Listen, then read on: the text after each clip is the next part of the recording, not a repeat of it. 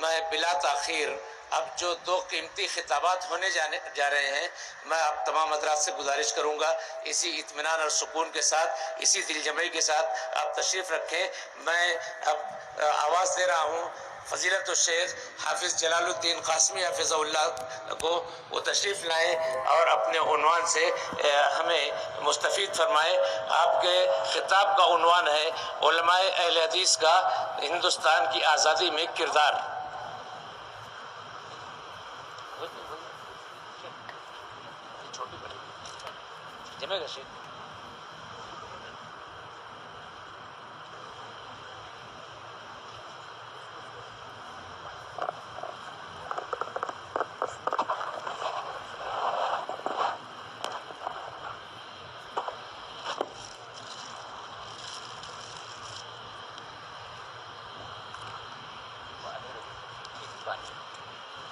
السلام علیکم ورحمۃ اللہ وبرکاتہ۔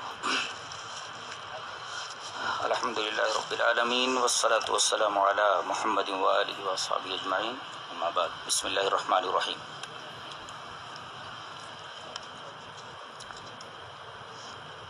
حضرات علماء کرام، محترم بزرگوں، نوجوان بھائیوں، پیارے بچوں، پردہ نشین ماں اور بہن،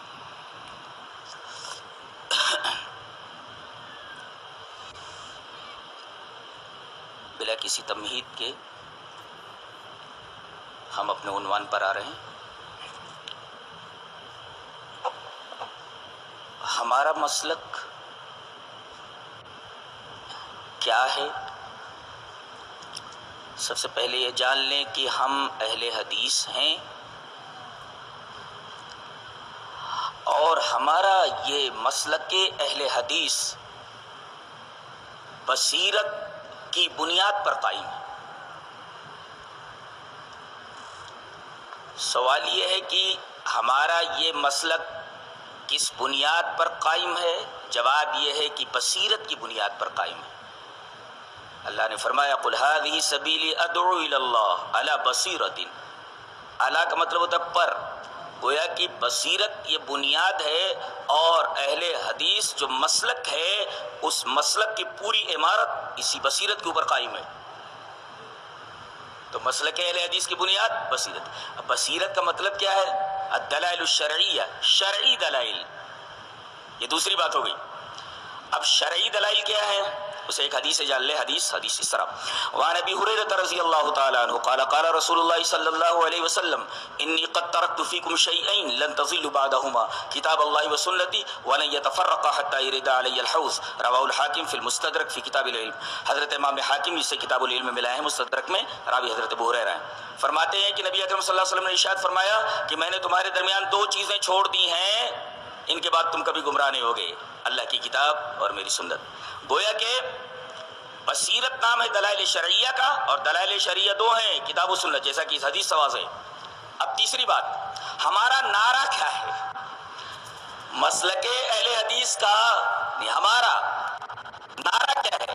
ہمارا نعرہ وہی ہے جو شیخ عبد القادر جیلانی رحمۃ اللہ علیہ، جنہیں پیر پیراں یا پیران پیر کہا جاتا ہے، لگایا تھا۔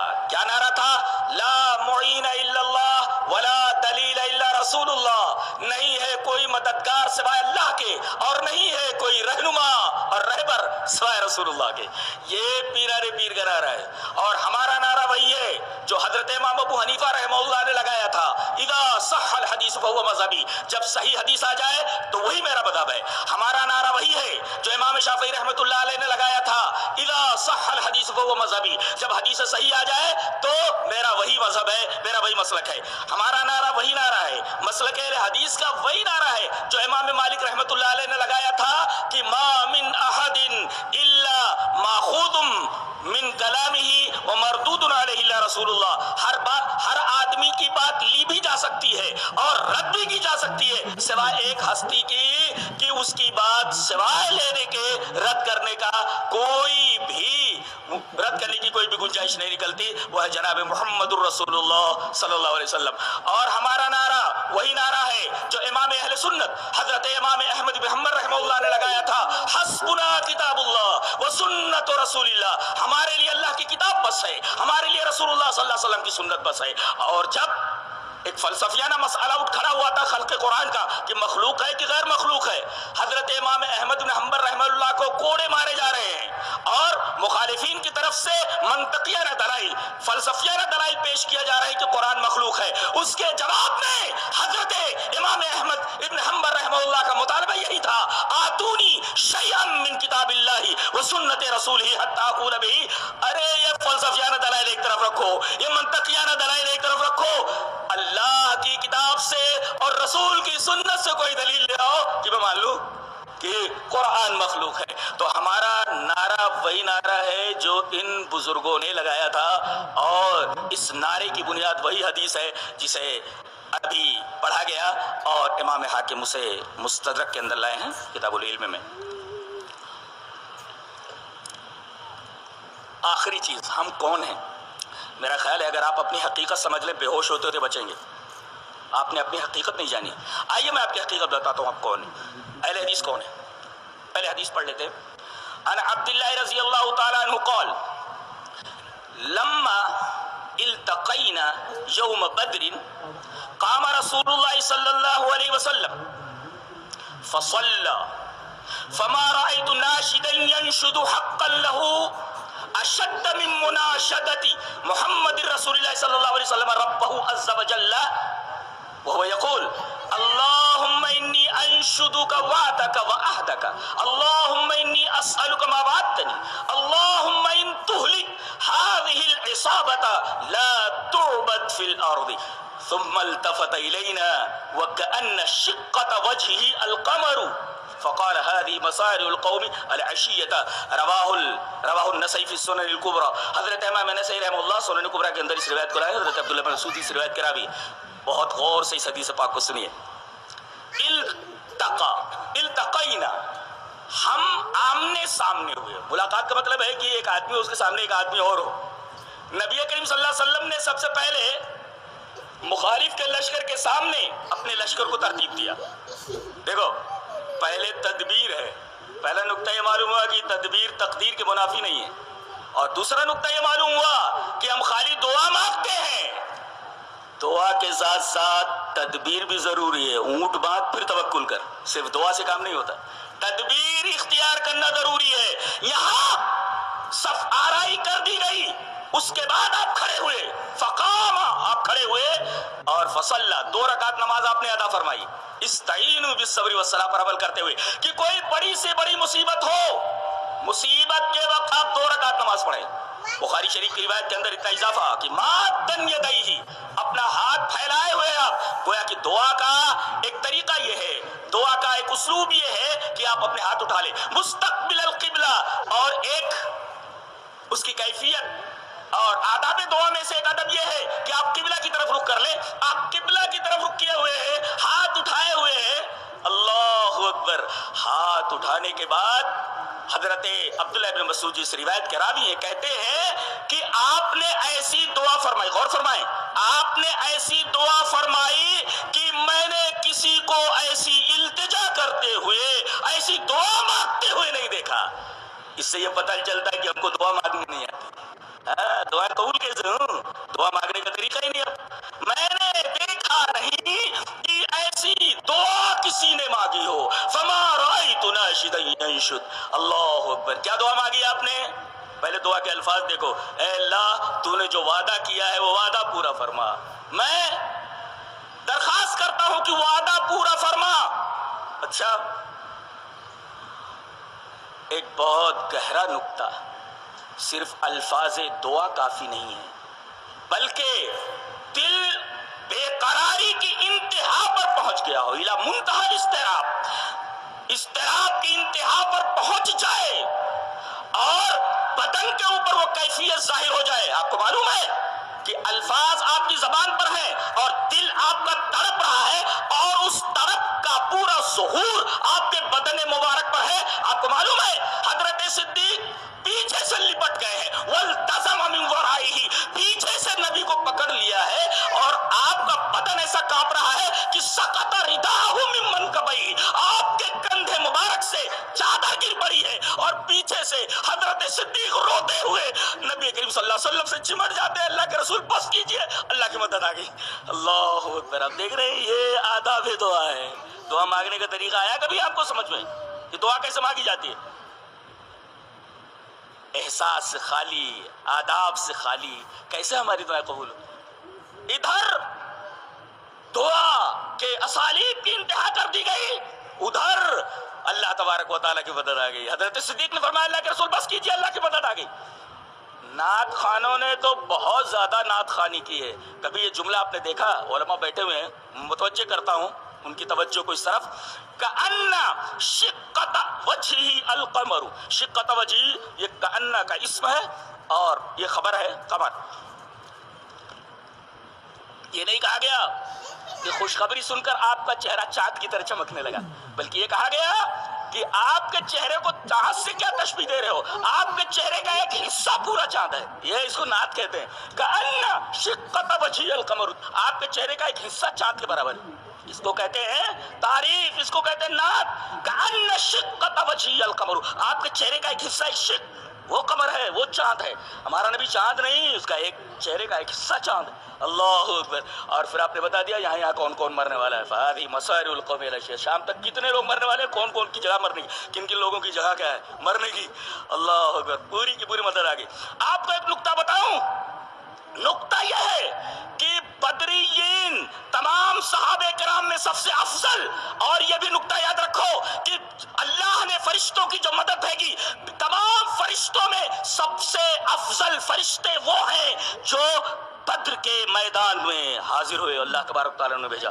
تو انبیاء کرام کے بعد اس روئے زمین پر سب سے محبوب اللہ کا، سب سے محبوب کرو، سب سے عظمت والا اور سب سے افضل کرو اگر کوئی ہے تو بدرین کا. اللہ تبارک و تعالیٰ نے انہیں عرش سے جھانک کر دیکھا اور کہا کہ آج کے بعد تو تم کچھ بھی کرو گے، اللہ تم سے مواخذہ نہیں کرے گا. یہ بدریین کا مقام ہے. اللہ اکبر. اور نقطہ بتاؤں کہ جو فرشتے نازل ہوئے وہ تمام فرشتوں میں سب سے زیادہ افضل ہیں. دعا دیکھیے، دعا کا ایک ٹکڑا اب میں بیان کرنا چاہوں گا اور اس پر ایک غور و فکر کا ایک زاویہ دیتا ہوں. اللہ کے رسول صلی اللہ علیہ وسلم فرمایا دعا کے وقت، اللہم ان تہلک ہذہ العصابہ. پہلے عصابہ کا مطلب سمجھ لیں. عصابہ مطلب طائفۃ قلیلہ، شرذمۃ قلیلہ، چھوٹی سی جماعت. پتہ یہ چلا کہ قیامت تک حق پر رہنے والی جماعت تھوڑی رہے گی. کسی موقف کے اوپر کثرت یہ اس کی حقانیت کی دلیل نہیں ہے. جی، حق والے ہمیشہ قلیل ہیں. عصابہ طائفۃ القلیل، چھوٹی جماعت. یہ اگر مار دی جائے، اگر آج تو نے ہلاک کر دیا تو زمین پر تیری عبادت نہیں ہوتی. نقطہ ذہن نشین رکھا جائے کہ حیات انسانی کا مقصد زمین پر اللہ کی عبادت ہے. نقطہ ابھی ذہن میں رکھو، اس لیے کہ ہم اس پر مسائل کو مستمت کرنا چاہ رہے ہیں کہ حیات انسانی کا مقصد زمین پر لا توبت فی الارض سے معلوم ہوا کہ زمین پر اللہ کی عبادت ہے. اچھا، اور دعا کیسے مانگ رہے؟ اے اللہ یہ جو 309 یا 313 یہاں موجود ہیں، اگر یہ مار دیے گئے تو زمین پر تیری عبادت نہیں ہوگی. کیوں؟ آپ کی حیات مبارکہ جس نے پڑھی ہے ان کو معلوم ہے کہ آپ کی حیات مبارکہ میں بڑی نازک سچویشنز آئی ہیں، بڑے نازک مواقع آئے ہیں، لیکن اس طریقے کی دعا کبھی نہیں مانگی. جنگ احزاب کا موقع آپ کو یاد ہے؟ اللہ تبارک تعالیٰ نے خود وہ کیفیت بیان فرمائی، ہنالک ابتلی المؤمنون وزلزلوا زلزالا شدیدا. ایک نقطہ ملحوظ رکھیں، جب زلزلہ آتا ہے تو چیزیں اپنی جگہ چھوڑ دیتی ہیں. جی، معمولی زلزلہ آ جائے جگہ چھوڑ دیتی ہے، ہر چیز اپنی جگہ چھوڑ دیتی ہے. یہاں زلزلہ آیا، دیکھو زلزلہ خالی نہیں کہا گیا، پھر زلزال اس کا مفعول مطلق لایا گیا، پھر بیان نو کے لیے شدید لایا گیا. یعنی یہ زلزلہ سخت قسم کا تھا، اور زلزلہ جب طاری ہوا تو زلزلے میں چیزیں اپنی جگہ چھوڑ دیتی ہیں تو وہ بلغت القلوب الحناجر، دلوں نے اپنی جگہ چھوڑ دی، حلقوم میں آ گئے. یہ دیکھو یہ انتہا ہے گھبراہٹ کی اور اضطراب کی. وہ بلغت القلوب الحناجر، قلوب اچھل کر حلقوم میں آ گئے اور تم اللہ کے بارے میں طرح طرح کے گمان کرنے لگے. لیکن ایسے موقع پر آپ نے نہیں کہا کہ اگر یہ لوگ مار دیے گئے تو زمین پر تیرا کوئی نام لیوا باقی نہیں رہے گا، تیری عبادت نہیں ہوگی. جانتے ہیں کیوں؟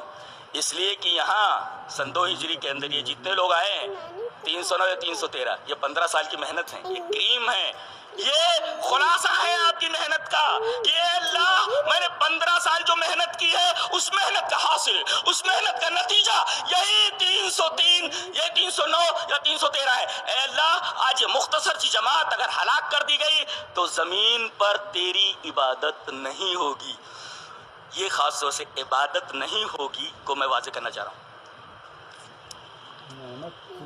وہی باقی رہے۔ اور جانتے ہیں آپ کون ہیں؟ آپ بدرین نہیں ہیں، آپ بدری صحابہ نہیں ہیں اور ہو بھی نہیں سکتے، لیکن ایک چیز ہے آپ بدری صحابہ کا امتداد ہے، آپ بدری صحابہ کا ایکسٹینشن ہے، آپ بدری صحابہ کا پھیلاؤ ہے، آپ انہی کا امتداد ہیں۔ اور میں ایسے نہیں کہہ رہا، دلیل ہے میرے پاس، دلیل یہ حدیث پاک وان صوبان رضی اللہ تعالیٰ عنہ ان رسول اللہ صلی اللہ علیہ وسلم قال لا يزال طائفة من امتی علی الحق منصورین لا يسرهم من خالفهم حتى ياتي امر الله عز وجل، رواه ابن ماجہ فی کتاب المقدمہ۔ حضرت امام ابن ماجہ شریف کے اندر یہ روایت حضرت صوبان سے کتاب المقدمہ کے اندر لائے۔ حضرت صوبان فرماتے ہیں کہ رسول اللہ صلی اللہ علیہ وسلم نے ارشاد فرمایا ایک طائفہ، وہی چھوٹی جماعت وہ برابر رہے گی، حق پر رہے گی، اور حق پر رہنے کی وجہ سے ان کی نصرت کی جائے گی جیسے بدرین کی نصرت کی گئی۔ اب بتائیے وہ 313 تھے، ایک چھوٹی جماعت تھے، اور اللہ کے رسول نے فرمایا ایک چھوٹی جماعت قیامت تک ہر جگہ موجود رہے گی، یہ وہی بدرین کا ایکسٹینشن ہے۔ آپ کو معلوم ہے کہ بدرین کے اللہ تبارک و تعالیٰ نے گناہ معاف فرما دیا کہ تم لوگ آج کے بعد جو کچھ کرو گے اللہ اس پر مواخذہ نہیں کرے گا۔ ذرا بتائیے اگر آپ لوگ اس کا ایکسٹینشن ہیں، دیکھ لیجئے منطبق کر کے اس حدیث کو اپنے اوپر، اگر آپ وہی ہیں جو اس حدیث کے اندر بیان کیا گیا ہے تو خوش ہو جائیے کہ آپ بدری صحابہ کا ایکسٹینشن ہیں اور آپ بدری صحابہ کا امتداد ہیں۔ خوش ہو جائیے آپ کہ اللہ تبارک و تعالیٰ نے آپ کے لیے کیا کیا اجر تیار کر رکھا ہے، اس لیے کہ اگر آپ نہ ہوتے تو دنیا کے اندر اللہ کی عبادت نہ کی جاتی۔ مولانا ابو الحسن علی ندوی رحمہ اللہ نے ایک بات کہی کہ جنگ آزادی کے موقع پر جو علماء تحریک آزادی ہند سے منسلک ہوئے، وابستہ ہوئے، ان علماء کو دیکھ کر ایسا لگتا تھا جیسے صحابہ کرام کا ایک قافلہ ہو جو سرزمین عرب سے ابھی ادھر آ نکلا ہو۔ کتنی بہترین تشبیہ ہے ان لوگوں کی، ان علماء کی جن علماء نے بدعتوں کو کس طریقے، ایک بات بولوں، قرآن کا کیا حال تھا، حدیث کا کیا حال تھا، اور ہمارے رسول کے مقام کا کیا حال تھا۔ آپ کو معلوم ہے قرآن کا حال یہ تھا کہ صرف یمن اور برکت کے لیے، صرف چمہ چاٹی کے لیے خالی اس کو رکھا جاتا تھا۔ حضرت شاہ ولی اللہ محدث دہلوی رحمت اللہ علیہ نے جب پہلی مرتبہ فارسی میں اس کا ترجمہ کیا، 125 گنڈوں نے مسجد فتح پوری کو گھیر لیا تھا اور شیخ کو روپوش ہونا پڑا کئی دنوں تک۔ قرآن کے ترجمے پر گنڈوں نے آپ کے اوپر حملہ کر دیا، قرآن کے ترجمے پر۔ یہ قرآن کا حال تھا کہ قرآن کو ترجمے کے ساتھ نہ پڑھا جائے، قرآن صرف برکت کے لیے۔ اور جہاں تک حدیث کی بات ہے، حدیث کسی مسئلے پر پیش کی جاتی تو کہا یہ جاتا کہ حدیث پر سناؤ، امام ابو حنیفہ کا قول لاؤ یا کسی امام کا قول لاؤ، یہ تھا حدیث کا معاملہ۔ اور خود رسول کے مقام کا معاملہ کیا تھا؟ لکھا گیا کہ اس شخص سے از مرد دکنی پرسید، ایک شخص نے دکن کے ایک آدمی سے پوچھا، میں نے گلبرگہ میں 3 سال کام کیا ہے، میں جانتا ہوں وہاں خواجہ گیسو دراز کا مقبرہ ہے، تو ایک شخص نے ایک دکن کے آدمی سے پوچھا کہ حضرت محمد رسول اللہ صلی اللہ علیہ وسلم بزرگ ترست یا سید محمد گیسو دراز؟ وہ اس نے جواب دیا کہ حضرت محمد الرسول اللہ صلی اللہ علیہ وسلم اگرچہ پیغمبر خدا است ولیکن وَأَمَّا سبحان اللہ مخدوم ما سید محمد گیسو دراز چیزیں دیگر است۔ یعنی تم نے یہ سوال کیا کہ نبی بڑے محمد رسول اللہ صلی اللہ علیہ وسلم یا سید گیسو دراز یہ بڑے؟ اس نے جواب دیا کہ اگرچہ محمد صلی اللہ علیہ وسلم اللہ کے پیغمبر ہے مگر ہمارے مخدوم جن کی ہم خدمت کرتے ہیں محمد گیسو دراز یہ دوسری ہی چیز ہے۔ اللہ، یہ نبی کا مقام تھا۔ تو آپ لوگوں نے بتایا کہ قرآن کیا ہے، آپ لوگوں نے بتایا کہ حدیث کیا ہے، آپ نے بتایا کہ رسول اللہ صلی اللہ علیہ وسلم کی عظمت کیا ہے، تو میں کیوں نہ کہوں کہ تم بدرین کا ایکسٹینشن ہو، میں کیوں نہ کہوں کہ تم بدرین کا امتداد ہو، میں کیوں نہ کہوں کہ تم بدرین کا پھیلاؤ ہو، اور تمہارا مقام تم خود نہیں سمجھ سکے تمہارا مقام کیا ہے۔ یہ قرآن اور حدیث اور مقام رسالت کا حال تھا کہ لوگ سمجھتے نہیں تھے. آپ لوگوں نے بتایا کہ سچ قرآن کیا ہے, حدیث کیا ہے, اور رسول اللہ صلی اللہ علیہ وسلم کی عظمت کیا ہے. اور یہی نہیں کہ انہوں نے پوری دنیا میں خاص طور سے بر صغیر صرف علمی حلقے ہی کو نہیں سنبھالا, بلکہ جہاں وہ رہے انہوں نے ہر طریقے سے وہاں اپنی قربانیاں پیش کی. آپ کو معلوم ہے کہ یہ سرزمین جہاں سلفیوں کے اوپر انگلی اٹھائی جا رہی ہے کہ یہ دہشت گرد ہے. ایک نکتہ بتاؤں, جتنی بھی دہشت گرد تنظیمیں ہیں وہ تمام سلفیوں سے نفرت کرتی ہیں. اگر یہ دہشت گرد ہوتے تو دہشت گرد تنظیمیں سے نفرت کیوں کرتی؟ پتہ یہ چلا ماحول اور مشاہدہ یہ بتاتا ہے کہ یہ دہشت گرد نہیں ہے, اس لیے کہ ساری دہشت گرد تنظیمیں تو ان سے نفرت کرتی ہیں. تو یہ دہشت گرد کیسے ہوئے؟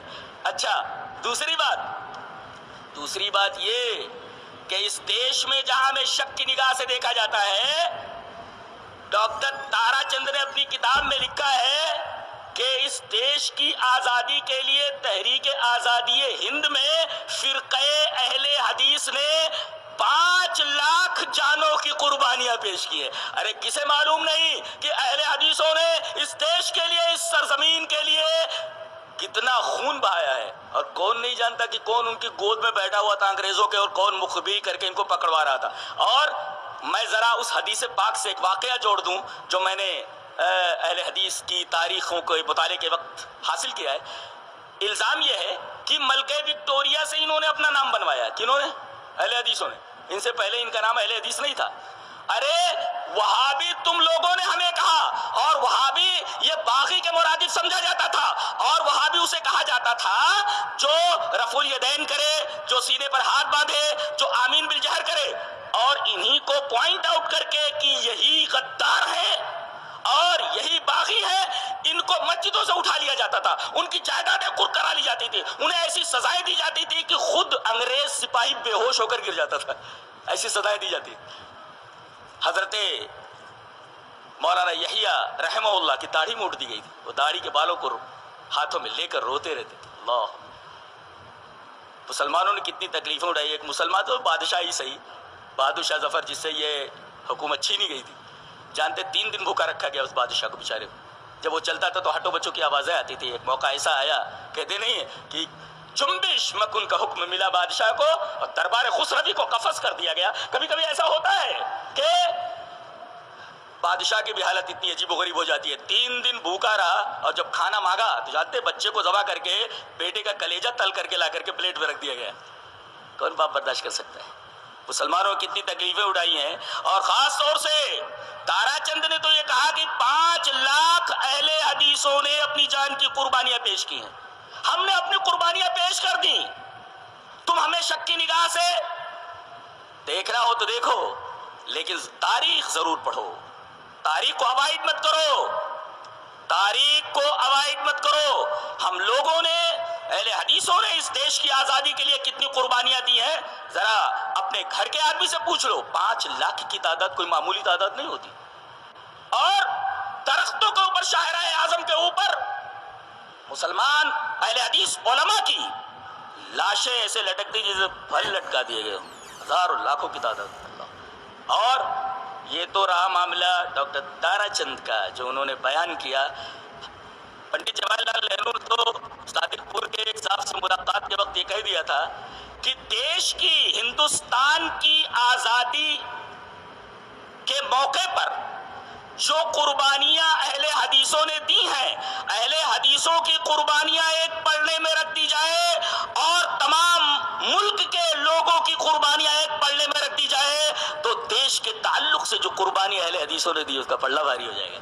یہ پنڈت جواہر لال نہرو کا کہنا. ہم یہ کہہ رہے تھے کہ ملکہ وکٹوریہ سے ہم نے اپنا نام بنایا ہے. بنایا نہیں, منایا ہے. بنوایا نہیں, منوایا ہے.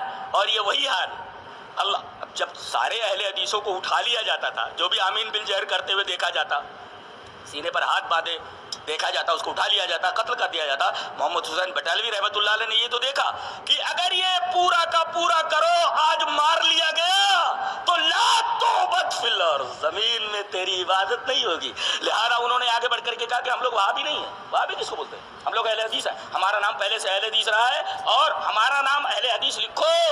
हमने अपना नाम बनवाया नहीं बल्कि मनवाया है, और मोहम्मद हुसैन बटालवी रहमतुल्लाह अलैह के पेश नजर वही हदीस थी और नबी पाक सल्लल्लाहु अलैहि वसल्लम का वही उसवा था कि अगर ये जमात आज मार ली गई तो जमीन पर अल्लाह तबारक व तआला की इबादत नहीं होगी।